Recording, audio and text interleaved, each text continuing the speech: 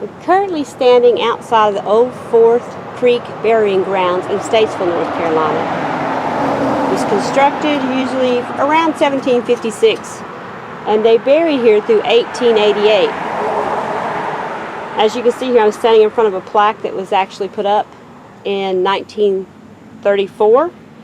It is dedicated by the Presbyterian Church to the memory of the pioneers and the soldiers of the Indian Wars and the Revolution and the Confederacy who lie on this holy ground here. So what I wanted to do is give you kind of a visual effect of the wall itself. From everything I've researched to this wall, it was actually built by the pioneers, because what happened was, after they started using this area to bury their dead in, cattle started to get in. So they decided, well, we got wildlife getting into the graveyard, so they decided they needed to put a wall around it.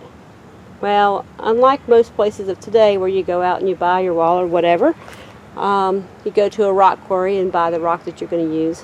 What they did was they got the rock out of their fields, and piece by piece they built this entire wall around it. The burying grounds itself is 3/4 of an acre. So each farmer in the area would bring rocks from their fields, and they built this wall around it to keep the animals, livestock out of it. Pigs, maybe some chickens, definitely some cows. I saw that documented. So they wanted to make sure that nothing got in there after it started. So actually, if you look at the slope of the ground, I don't know if you can actually see this, but this actually is an old graveyard in the Statesville area. It's actually 2 blocks from the middle center of town. And if you can actually see, I'm not sure that you can, there's a sloped area here. If you can imagine back in the 1700s when this was here, there was no road, there was no civilization in this area, and it was all wooded. And toward the very back side of the graveyard, which would have been down in the corner, the direction I'm pointed now, there was actually a brook there. And the children would come outside of the church, and they would take their shoes off and put their feet in the brook after church. So it was like a little added treat.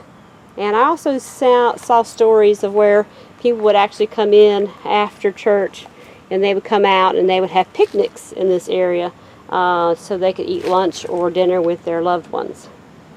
So I'm going to go inside now and let you guys get a good look at what it looks like when you go inside of here.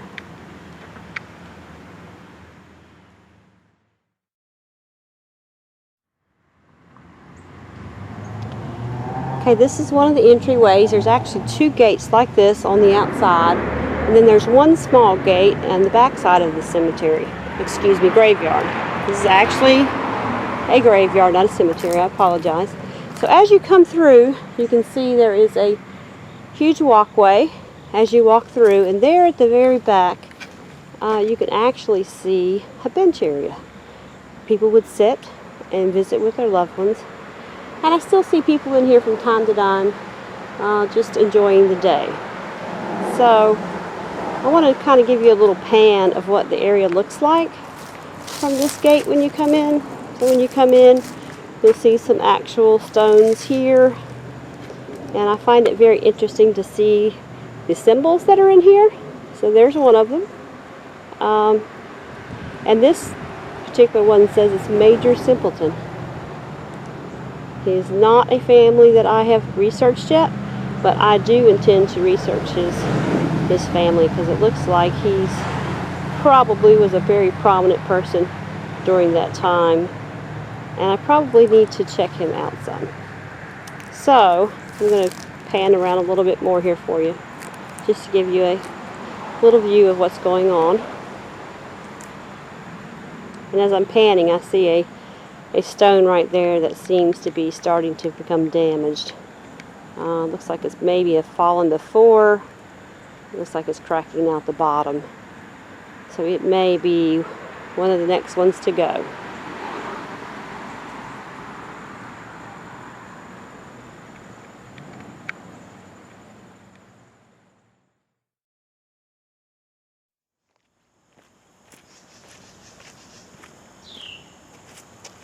Hi, my name is Katrina Parrish, and I'm here at Fourth Creek burying grounds.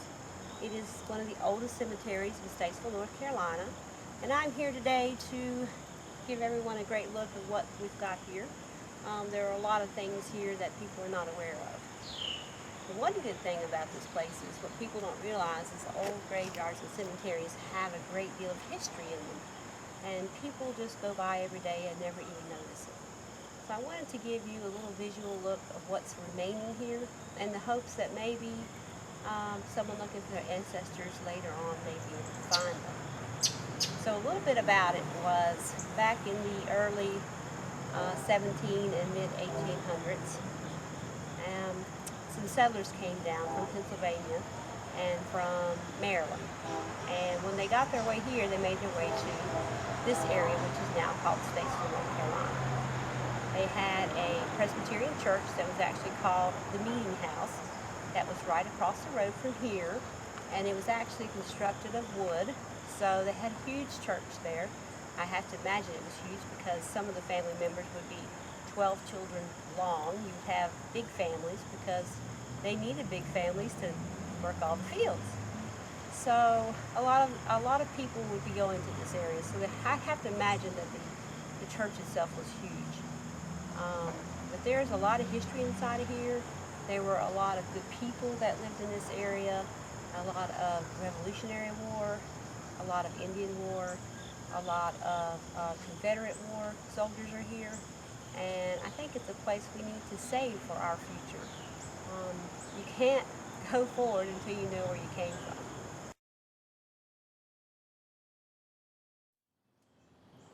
from. Okay, we are standing here at the Barclay area, and right in front of us is actually a Barclay that was in the Confederate War.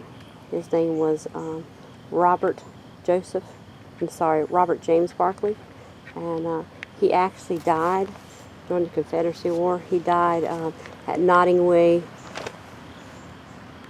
and he didn't make it home, but he did have a brother that made it home that's actually buried out at Oakwood Cemetery, and he was actually considered a very good horseman. He, if you go to the North Carolina archives, you will see where his family left a great big amount of history on him. And one of the things that the diary said about Otho Barclay was that he was a fine horseman. And I'm sure it was just a stretch, but they claimed that he could hear a horse a mile away and know if it was female or male, and could tell you how much it weighed. I'm sure it was a little stretch on the truth, but he must have been a very fine horseman. Another piece of history about the Barclay family is that they also have a piece of evidence showing that they had a 14-year-old boy who was taken hostage during the Confederate War, and he was actually taken into the north area, and they used this boy to take care of their horses because he was such a fine horseman too, but he was only 14. Now they promised his mother that they would actually bring him back, but when the war was actually over, it's like 10 days after the war was over, they just released him in Tennessee and let him find his own way back. Well, back in those days, there were no roads, there were no cars, and he had to find his way back all the way from the middle of Tennessee back to Statesville, North Carolina. I'm sure it was a huge challenge, but from what they're saying, he did make it back, and he was safe. So I'm surprised that a boy of that age could make his way that far.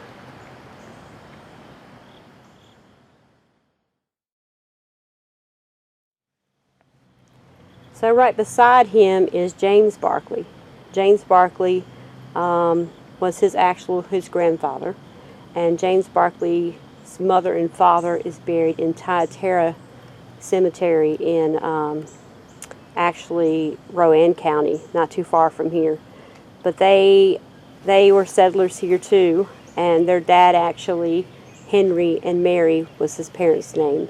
They actually owned land that went from Bear Poplar Road in Rowan County all the way down 70, which is now called Highway 70, here in Statesville to Barclay Road, which equivalated to about 1,000 acres. So they were big landowners. They also were a part of the local school at that time. They didn't actually do any teaching there, but they helped take care of the grounds. They're off of Barkley Road somewhere. I'm not sure the exact location, but it was a big thing if you could read and write back then, because a lot of people couldn't. So if they had some place to meet, they would try to teach children and adults even how to read and write. They called it scribing, because if you couldn't scribe, you couldn't count your money, and it was very important to learn that. So right beside him, which was Delilah, which is his wife, her stone has been gone for some years. When I came back here in 2001, it was actually gone then. But she actually lived longer than Robert, her grandson, and also longer than her husband, who died about 4 years before she did. Now, before she died, she actually went to live with her son, Joseph Wingate Barkley. And I'm going to take you over there and show you his stone. He was actually a pretty good son from what I hear and from what I've seen. None of that mess that we have today where as your parents get older, they just put you in a nursing home. They actually took you in, they provided for you, they gave you a place to stay, and they were actually very family-oriented people.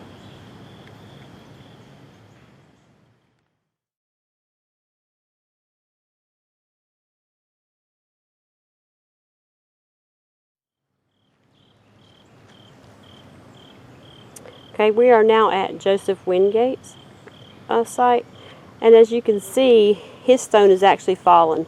And what they've done here over the years is, as stones fell, they try to cement them in the ground around them to try to preserve what they could for as long as they could.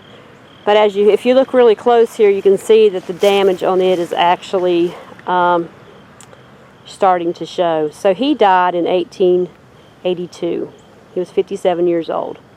So this was actually his site, and he was actually the son of the two you just saw there, James and Delilah.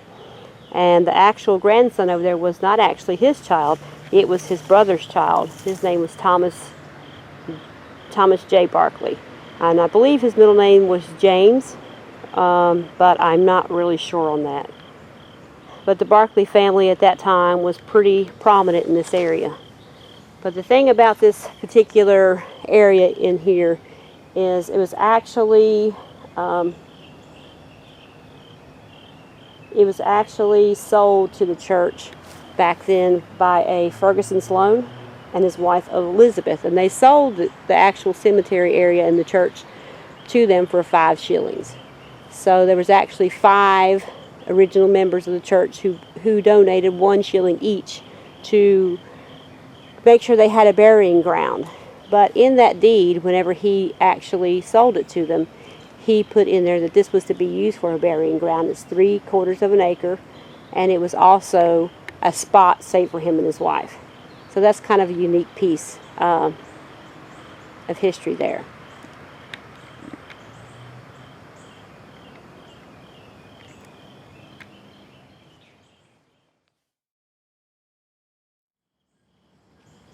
If you take a real good look here, here is a stone of what was the unknown soldier.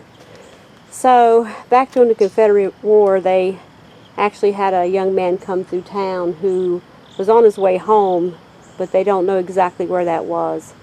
And they didn't get his name, but he was in really, really bad shape. And he actually died here in Statesville at one of the homes here. And they wanted to make sure he at least had a resting ground. So they actually buried him here amongst their own. To this day, we don't know who he was. Somehow I have a feeling he might have come from Tennessee, and maybe he was on his way back there. He was wounded when he got here severely, and they could not save him. Got to keep in mind, back then, medical treatment was not as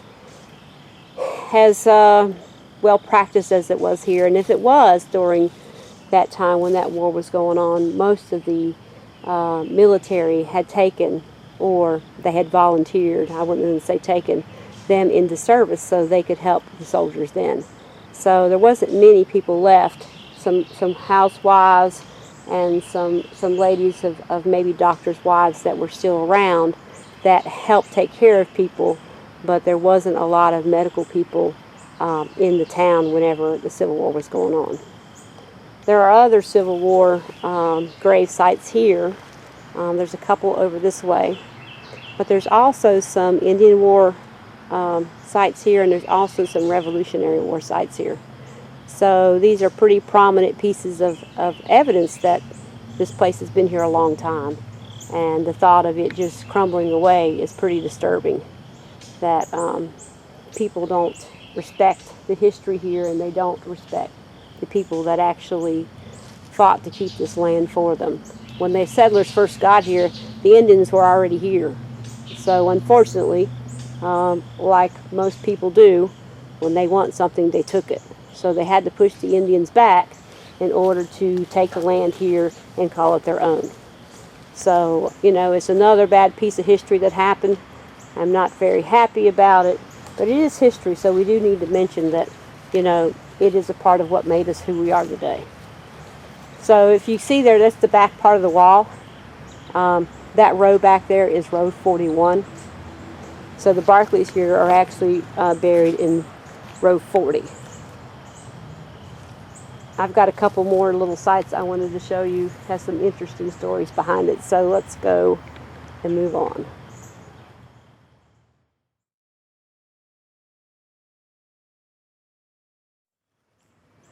Okay, the next family that really got my interest when I was looking at this place was Francis D. Carleton and his wife.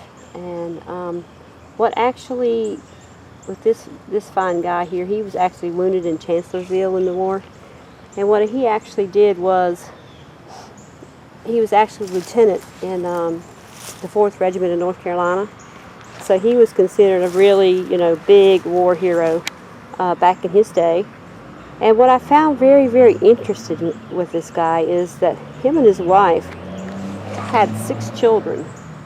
And unfortunately, none of them seem to have lived.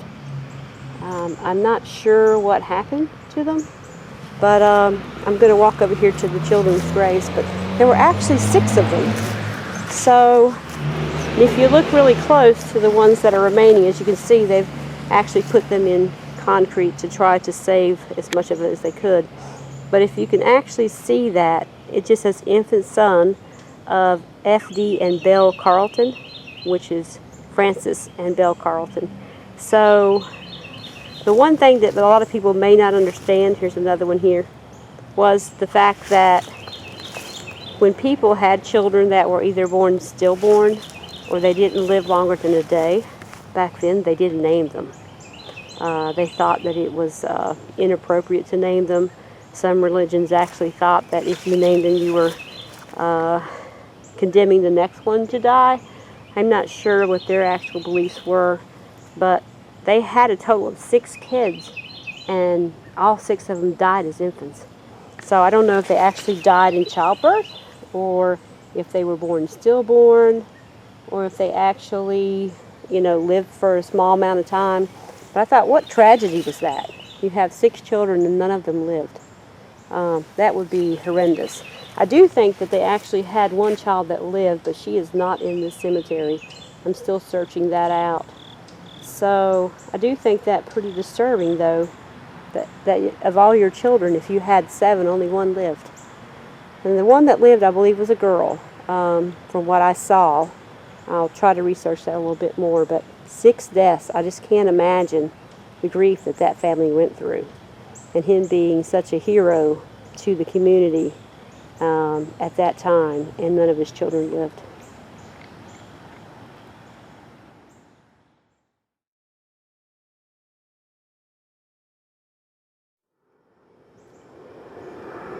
Okay, so this is the actual grave of William Daniel Wagner.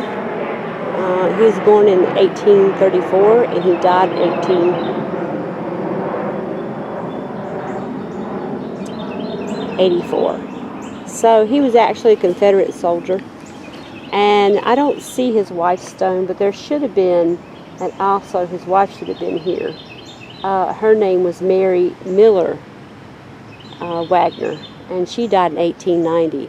But because the year was 1890, the graveyard here actually got so full She may actually be over there in Oakwood Cemetery if she was still in this area. But they did have one daughter, and her name was Susan. She married a gentleman with the last name of Herman. And she actually moved and was buried in Oregon. So she may have actually taken her mother there with her. I'm not quite sure. But I didn't find a lot of information on Mr. Wagner. But my daughter actually picked out this stone, and so we did do some research on it. There is probably 7 or 8 pieces of paper in the Iredell County Library about this family, but after that there's nothing left. So other than he was a Confederate soldier and that he lived in this area, and he actually came down from Pennsylvania, I don't know anything else about him. Could not find any information.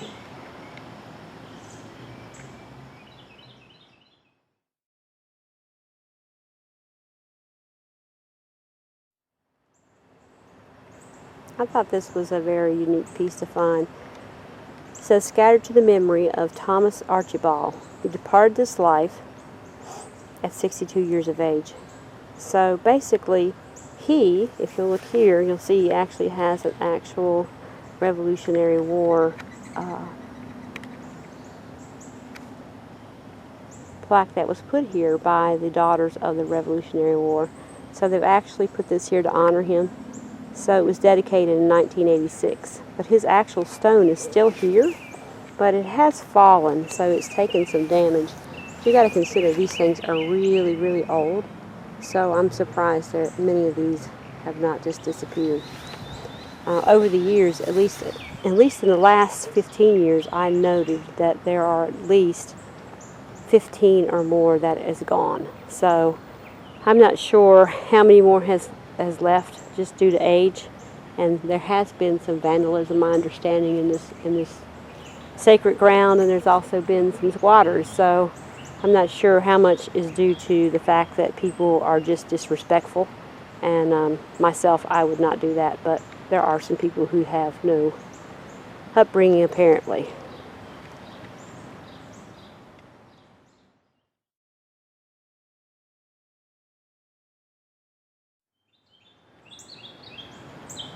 So now I'm standing in front of William Stevenson's site. He was born in 1725 and he died in 1805. If you look really close to the stone, I hope you can see it, they called him Little Gabriel.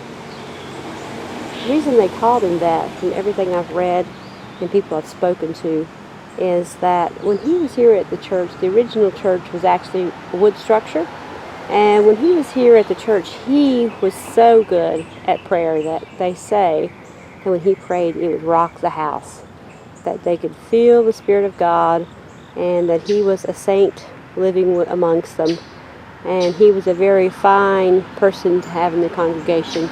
And in the area, he would help anyone. So that was a nice piece to mention why I'm here. And I also want to say kudos to the Stevenson family, because when I went to the Iredell County records, they have a genealogy department inside the library here. They have like 3 huge folders for the Stevenson family. They have really done their genealogy work, and I wish more people would do that. So very proud of your family, and I hope you are too.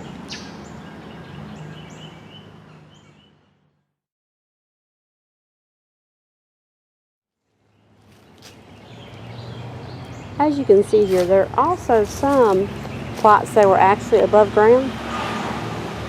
But the one that I'm really interested in is this one here.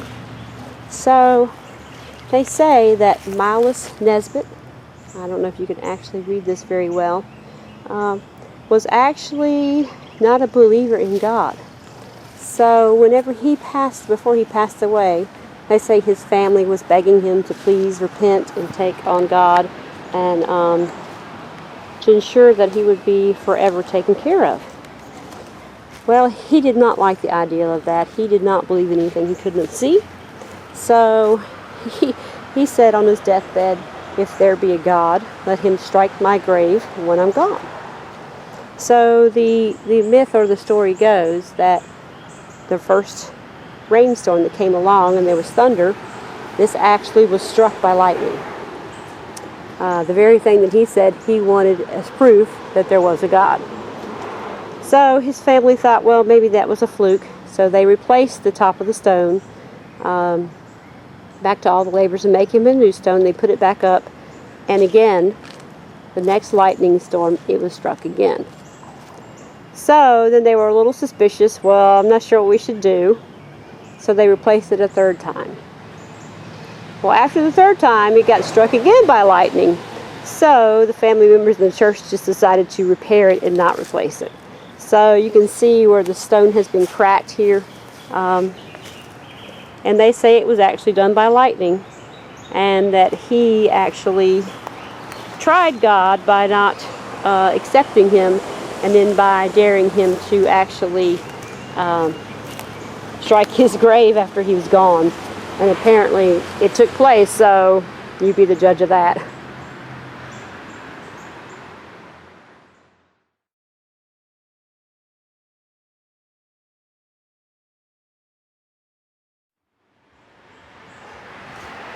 Okay, I am now standing at Thaddeus Falls' site. And Thaddeus Falls actually died in 1850. And he has a unique family history, I think. So he was actually the grandson of Gilbert Falls.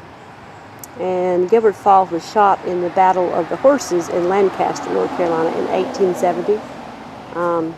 So his son, William, actually was also in his company at the time that he was shot. So he was actually a private under his father. And then later on, William actually became a major in the military, and he was actually at the Ramsar Mill battle at that time. And at that time he was also there with his actual father-in-law, James Kerr. So the one thing about this family is they were definitely fighters for what they believed in. But what actually attracted me to Thaddeus Falls, that was just an extra piece that I found on him, was actually I was looking at some stuff and found out that his wife, which is buried here, and her stone is so damaged you can't read any of it. But she actually had a set of twins. And apparently when she had these children, she died 3 days later. But her tombstone at one time read, Teresa Falls, her 25th year, consort of Thaddeus Falls. And the left side of her lie 2 infant twins. So when I did some research on her, what I found out was her infant twins were born on the 22nd of April, 1822. And she actually died April 26, 1882. I'm sorry, 1822. So they were both 1822. And she actually, I would say, died to complications of giving birth to twins. And the children were never named, so I'm assuming that they were probably stillborn. You have to keep in mind, back then, having a set of twins was very difficult because they didn't have, again, the doctors in the area, nor the medical technology that we have today. So unfortunately, she probably died, from my understanding and everything I've looked up, from this childbirth that she tried to give, and she didn't quite make it. She probably, unfortunately, bled out, perhaps, I'm not sure. But her children were never named, so I'm assuming that they were born stillborn, or they died at birth, which is sad because nothing worse than a mother who never gets to hold her children.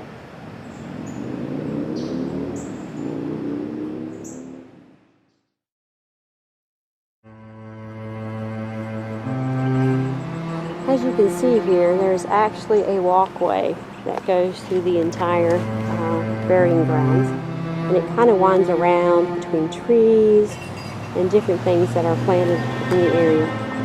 I wanted to do kind of a panning of the area to give you an idea of what it actually looks like in here. So if you look really closely, you can see the huge trees, the large bushes, and it's said that a lot of these bushes are actually grave sites that can no longer be found. And it's also said that within this graveyard that although there are like known 600 different tombstones in here, there's actually probably more like 1,200. So at the end of the use of this area, they would actually come out here and try to dig a grave and come up with another one. So they would find a body where there was no stone, they weren't expecting to find a body. So what ended up happening was they decided, okay, this burial ground is full, we just can't put anybody else in here. So they found out that there was a Jewish community not too far away from here who was actually burying their people in what is now called Oakwood Cemetery. So they went to them and they made some type of deal, and they all decided to start using that ground. And that's where many of these ancestors' children are laid to rest now, is out in Oakwood Cemetery. So I'm hoping to go there next. And then I want to also, I'm walking down through here, you can see the bushes. I'm also hoping to go to Thyatira, which is an area where a lot of these ancestors originally came from in Rowan County. So here's a nice section here. You can see the trees are growing right next to the graves. And unfortunately, if you look really close to this huge tree, it's a gorgeous tree. You can see where people have actually come in here. And I don't know why anyone would do that. And they have carved their names and initials into it. You know, this is sacred ground, and I'm not sure why anyone would want to do such a thing, but they have. Maybe some of the reason that some of the damage has taken place here. I've heard that some tombstones have been knocked over. There's also a story that the local paper did saying that tombstones were actually moved from one place to another. So they were actually taken up and moved to some different places. Why anyone would do that is beyond me. But if you look at this part of the graveyard, you can see there are hardly no stones at all left. I don't know if it's due to age, but there's definitely people buried there. So I'm not sure if it was the damage due to vandals or if it's just over time. You got to keep in mind this place started in the mid-1700s, so it could very well just be that it was, you know, lost over time. But there are all kinds of different species of trees and bushes in here. I'm just trying to give you a visual of what this place looks like. Here is another picture of the wall, and if you look, there's actually business right outside of the wall. So there's a road running through there. So this is literally in the middle of town. And there are some squirrels playing on a tree. And I love coming here. It's very peaceful, it's very quiet. But there are some more stones over here. You can look at them. I'm just going to take a walk up this path to give you guys an idea of what it looks like. And as you kind of get to the center of this burying ground, you'll notice that a lot of the noises that you heard early when I was along the side of the wall are not as loud. So it gets pretty peaceful in here if you're just hanging out for the day. There is a stone right there that seems to be broken. It's probably recently fallen. It's a shame. I hope someone comes in and fixes that.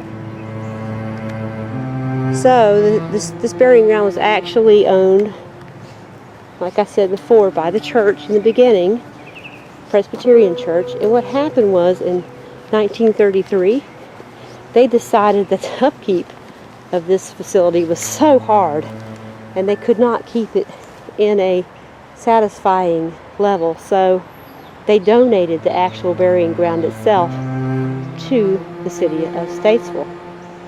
Now, the city of Statesville has tried to take care of it, I think, but unfortunately, when you have vandals and people that come through, it's very, very difficult to, you know, keep the place up.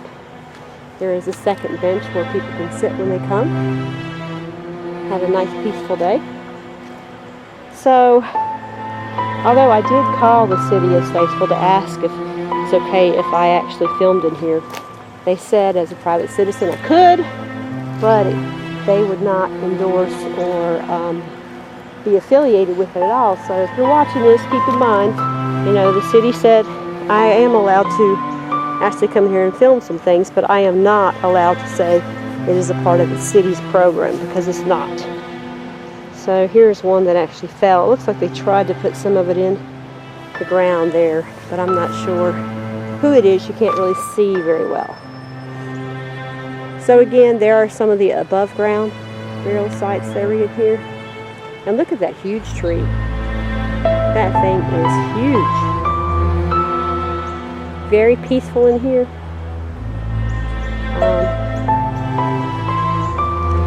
And I also noted, you know, when I came through here before, that they actually have one, and it's the only one in here that I found, they have one actual family plot. As you can see, it actually has like a wall, a small little placard wall around it. And it's very nicely kept, and I'm sure that everyone inside of here are family. They're all Sharps, or they were related to Sharps. So there's some McNeils in here, or McKees, I'm sorry, and some Sharps in here. So I'm sure that they were all related, and they were probably fine people. It looks like we have some here that have flags on it. So that tells me they were probably either in the Indian Wars or maybe in the Revolutionary War. But someone's definitely coming in and taking a look at their ancestors here. I see another grave over there that says infant of someone. Again, people then did not name their children if they passed away when they were born, or if they were born stillborn. I think that was just the thing they did back then. It may have been also a way to help in mourning. If you don't name the child, maybe you wouldn't miss it. I'm not sure. So here's one. Looks like it has a small lamb at the top, which I see in a lot of older sites. And it was an infant son. I can't read what it says, of Gregory somebody. I apologize for not being able to read that, but as you can see, the stone has been broken. It looks like they've put it back up. It looks like it's been broken into 3 separate pieces. So again, I'm going to go back to the path, work my way around, and show you what's over here. I see some more trees. I actually see some graves right along the wall here. There's a couple more graves here alongside the wall. It's very hard to read, but it looks like they say Bailey. I actually have to research that a little bit. But look here, you see clearly that this bush has completely grown through the path. So you can't actually walk up the path here. You got to go around it. So I would say there probably is people buried under there. And the trees and bushes have kind of taken over like nature will do if it's not maintained very well. So here are some more. There's another row of, I'm not sure how the people here feel about that fact that they were buried in a church cemetery, and somehow along the path the church actually gave the land up to the state or the city. I'm not sure what that does here or how they would feel about it. I wanted to show you this little stone here too, because I think it's going to end up falling before I look too long. So I'm not sure that you can read it, because I'm having a hard time reading it. But as you can see, it's broken in the center. It's probably going to be one of the next ones to fall. Or at least we have a visual record of it right now. There are a lot of stones down. If you see this tree right here, as you can see, there are a bunch of flowers that come off of that tree. I'm not sure what kind of flowers those are, but they actually covered the ground where some of the stones have been laid and put in concrete to save them. There are a lot of old stones in here, and it's a shame that if we don't keep it up, the history that we'll lose here. I don't think people realize the cemeteries have a wide variety of history in them. So it's important to try to keep them maintained as well as we can. I actually read an article in a newspaper where a gentleman was complaining about the conditions of the cemetery. I believe it was in 2012, and he was saying that a lot of the cemetery was damaged, and some of the damage actually came from mowing it and some weed eating damage from the upkeep of it. So I'm sure they're trying to do better. I'm not sure, or maybe they are doing the best they can. It is very, very old. But it is a piece of history that, if we're not careful, we'll lose. You don't always have to agree with what people did with their lives when they were here, but it's good to at least keep the history to know what they did. So if you don't agree with it, you know what not to do again. Or if you do agree with it, you keep continuing those practices. And once that is gone, it's gone. So here is Samuel Hart, soldier of the Revolutionary War. It's a very good stone. It looks like it may have been an original stone, and perhaps over time they've actually come in and redone the top of it, so you can actually read it. So that's really, really good that it's actually still here. I'm not sure who did that. It might have been the Daughters of the Revolutionary War that did that, but kudos to you, whoever's taking care of that. You can see the damages that are done. Most of it might be just, over time worn. I can't even read this stone, it's so old. It says 18 something, I can't tell. But if you look here really, really close, you can see the stones right there in the bushes. See? I don't understand why the bushes were allowed to grow up so high. And if you look behind this bush here, you can see there are stones right on the back side of that bush. I don't know if they just decided to let things take its course or whatnot, but I think we're going to lose a lot of history here if we continue to let this go on. So, there again, someone has resurrected a new stone on this one. Kudos to you guys. Must be your ancestors. The original stone is actually in the ground. And then they actually put this new one up. So let's see what it says. It's because they went to all that trouble to keep their heritage going. So this is the Davison family, which is really awesome. It looks like the last one died in 1891. Well, that's probably toward the end of when they stopped burying here. I think it was like 1896 maybe. So it's a pretty old site, but it's very good that their family has researched it and has gone to the trouble to put a new stone up. Apparently this gentleman must have been a Civil War veteran. And you have some more new stones here too. People have found. Now this is interesting. So if you look really close, you can barely see this. William Watts, born in 1801. Looks like he died in 1863. Because this tree is grown right up in the middle of his grave. And it is huge, as far as you can see. So for many years, this tree has been allowed to actually grow over this man's poor grave. So I hope he's a tree lover. If we're lucky, he is. So here is the very end of it. And there's Joseph Wallace. And if you look real closely, there are some places out here in the actual graveyard that have at the ends of them markers. So this is 41. So if you were actually looking for a grave, you can actually go to the library and research it. And then we saw another one down here that was 21. So if you really wanted to look for someone, if you're looking at Water Street, this is Water Street. If you look alongside this wall right here, you will see where some of the roads are marked. So if you start from this corner and work your way down, you should be able to find your ancestor, or at least about where they would be if their stone is gone. This stone is in really bad shape.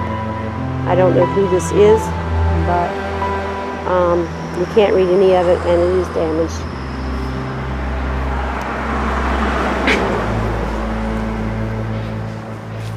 Here is another stone that I saw immediately when I came into the burying ground that I was a little worried about, because as you can see, it's actually starting to come off at this bottom piece. So I'm a little worried that it will be next to fall. I hope someone in the city will come in here and do something about this stone. As you can see, it's actually cracked there too. So I'm hoping we don't lose that. It looks like it was a very beautiful stone at one time. It looks like the name is James P. Howard.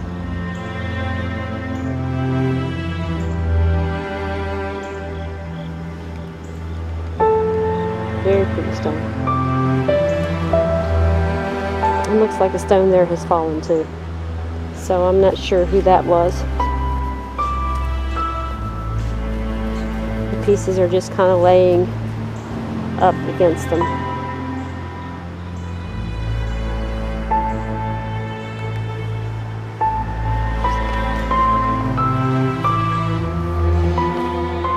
Looks like this is a Joseph Davison. I'm not sure if the other people around here are his actual ancestors or his family members at that time. But this is pretty much the entire cemetery. Like I said, it's only 3/4 of an acre. Actually a stone here on the ground that it looks like the initials are EMR on the footstone. You can no longer read the actual stone that they have put in the ground there. So again, if you know of an ancestor you would like me to look up for you, I can't promise that I can look up everyone's, but if I come across that name, I will definitely look at it and see if I can find any history on it. So here is the actual carving on the wall here that says Builders of the Wall, Civil Works Administration. So it actually tells you the masons that did the work here, the workers, all the hard work and effort that went in here. It actually tells you the names of the people who actually donated, so people that did the work. I see the name of Richardson in there. That's interesting. I need to check them out because I do have some family members with that name, but I'm sure they were not from this area. And there's the Nisbet name again. So, for now, that is it. And I hope you've enjoyed this, and I hope to have more coming.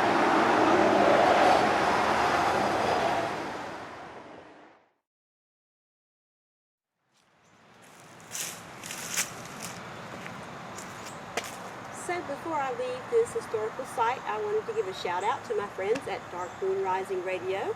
As you can see, I have one of their t-shirts on. They are a paranormal show. They talk about anything you can think of, and they have a Whatever Goes Wednesday. It's awesome. You should check them out. You can find them on Facebook, and you can also find them at Spreaker.com. Spreaker, I'm sorry.